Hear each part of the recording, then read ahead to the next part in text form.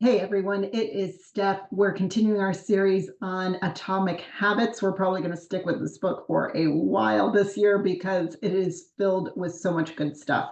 And this week we're taking a look at that relationship between the things that cue a habit, what makes us crave the habit, how we respond to it, and the reward that we think that we're going to get. So I want to tell the story of a client that I worked with who, unbeknownst to him, he had developed a cue to guilt. Like the habit that he had developed was overworking. He was becoming a workaholic, working well into the night, sometimes, waking up very early in the morning and getting a head start and having this impossible workload and working these impossible hours that simply were not sustainable. And when we kind of looked at it, because intellectually he knew that this wasn't working, but when we looked at it, we really broke down what was happening. What was cueing the behavior, what was motivating the habit was guilt. He felt really guilty if he couldn't get all of these things done. He felt like he was letting people down. And once he made that conscious realization and understood that that was what was driving his motivation and driving him to work these crazy hours, we were able to dissect that with more clarity and figure out how was he accepting work and why did he feel like he was letting people down. If he took work a week from now or 2 weeks from now, rather than put himself in a position where he was just piling it on with such immediacy all the time.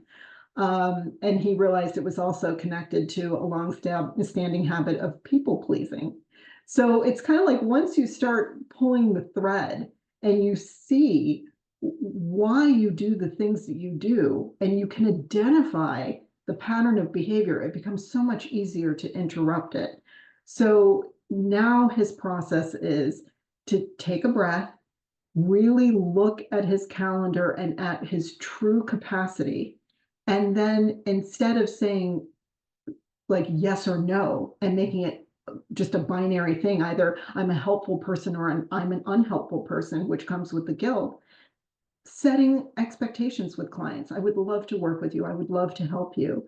And I could start that project for you next Friday. So let's do a pre-planning meeting on this day, and I will do your project in this time frame, and just setting the expectation with people. And he has found that people have been very agreeable and they don't mind, waiting a week or two to work with him because they know that he's worth it and that his skills and his knowledge have value to them. He just needed to have conviction in that.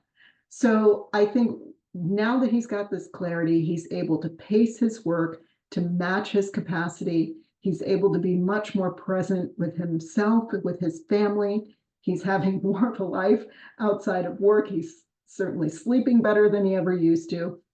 And all because he saw the relationship between the people pleasing, the guilt, and then the overwork was the response, because the reward in his mind was that he was assuaging himself of that guilt or absolving himself of that guilt. Understanding that connection was transformative for him. So what I encourage you to do this week is think about one of your habits or catch yourself. Like try and be mindful of when you are reacting to something reflexively, and it isn't necessarily in your best interest. What's really going on? What is provoking that response? What is creating that sense of obligation? And see if you can unravel it a little bit and get to the origin of it so that you can interrupt that habit and replace it with something that really serves you. So that's a lot of food for thought this week. It does require some true honesty with yourself and some candor, but I know you can do it. If you're struggling with having that conversation, or you have the realization and you're not just sure what to do with it, that's why I'm here.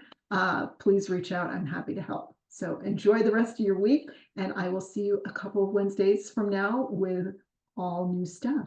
Talk to you soon. Bye.